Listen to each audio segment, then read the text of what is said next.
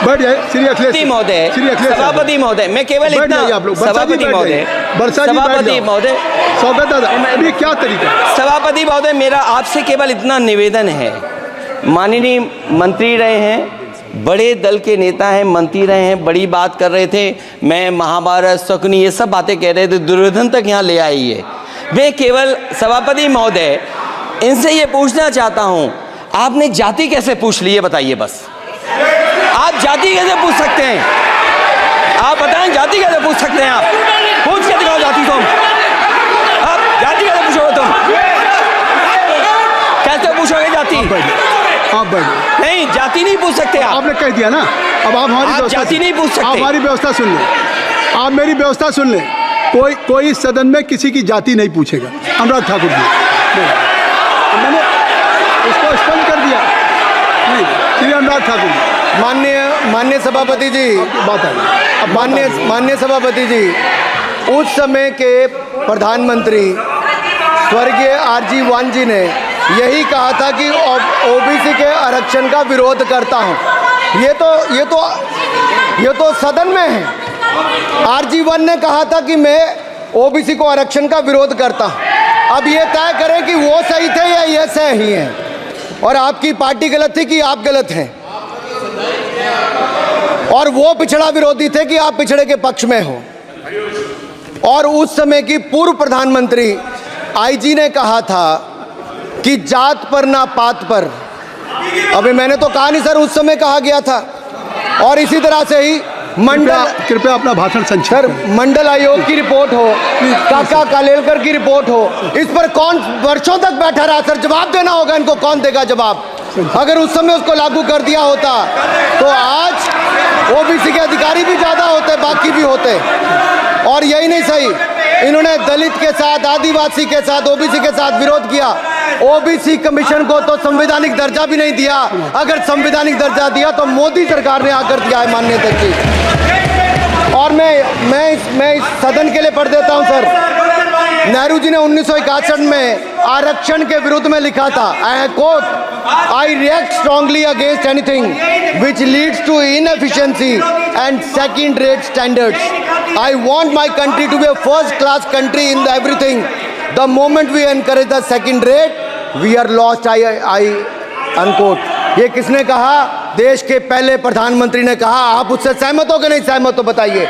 माफी मांगोगे उसके लिए कि नहीं मांगोगे? कृपया चेयर को आप एड्रेस करें। आप चेयर को एड्रेस करें अनुराग जी।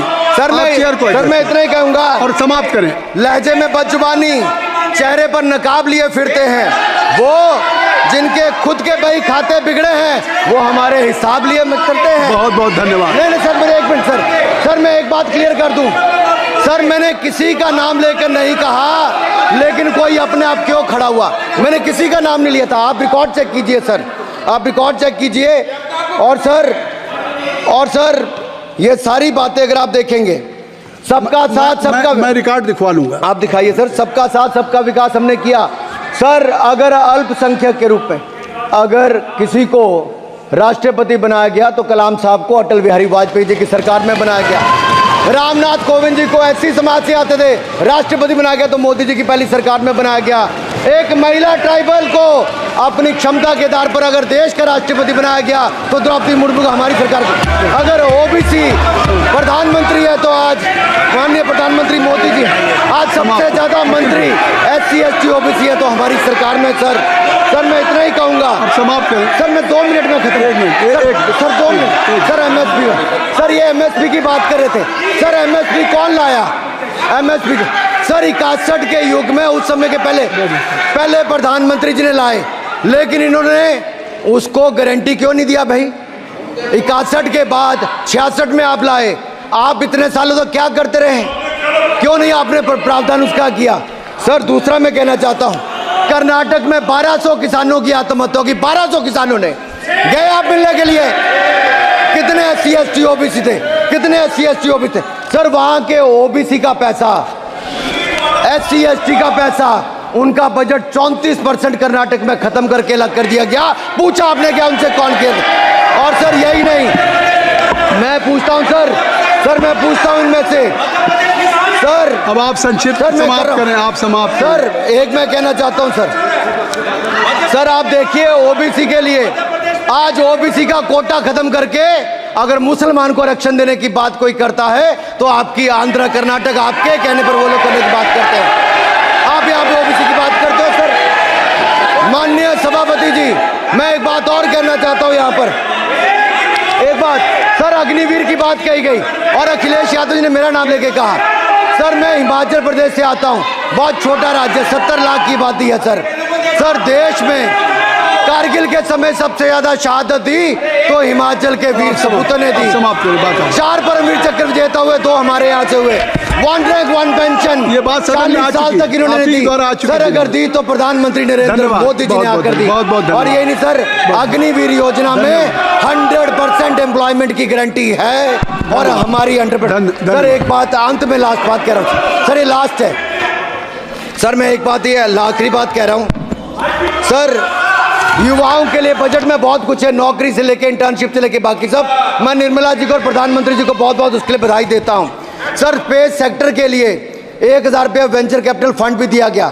सर जिस देश में स्पेस के नाम पर शायद बहुत कम कुछ दिखता था, आज चंद्रयान मिशन की सफलता के कारण दुनिया का पहला देश भारत बना है। सर यही नहीं सर, इनके समय हेमराज का गला रेत कर ले गए थे, वापस नहीं लाए थे। हमने सर्जिकल स्ट्राइक करके अपनी सेना को मजबूत किया सर। डॉक्टर प्रदीप, स्टार्टअप में सर हम नंबर 1 बने। सर आखिरी लाइन है सर 30 सेकंड सर, आखिरी लाइन सर। ये कहते हैं देश में डर का माहौल। सर मैं इतना ही कहूंगा, डर का माहौल है अपराधियों में, डर का माहौल है भ्रष्टाचारियों में, डर का और भय का माहौल है देशद्रोहियों में, अधर्मियों में, कुकर्मियों में, और सबसे ज्यादा डर का माहौल है देश के दुश्मनों में सर, देश के दुश्मनों में। सर अंत में मैं इतना ही कहूंगा कि माननीय निर्मला जी ने 7वां बजट तो लाए, ये जन भावनाओं का बजट है जिसका पूरा सदन पूरी प्रशंसा करता है और इनको माननीय प्रधानमंत्री जी को बहुत बहुत बधाई और साधुवाद। Doctor Pradeep Panigrahi, doctor Pradeep Panigrahi, doctor Pradeep क्या कहना चाहते हैं? शशि थरूर जी। Rule 353. Mr. Premchandran ji. He has not. He cannot take my name repeatedly without notice. No. I have given whatever you wanted to raise. Already LOP has raised the issue. Akhilesh Yadav ji has raised. No point of order. No point of order. No. Subscribe to One India channel and never miss an update.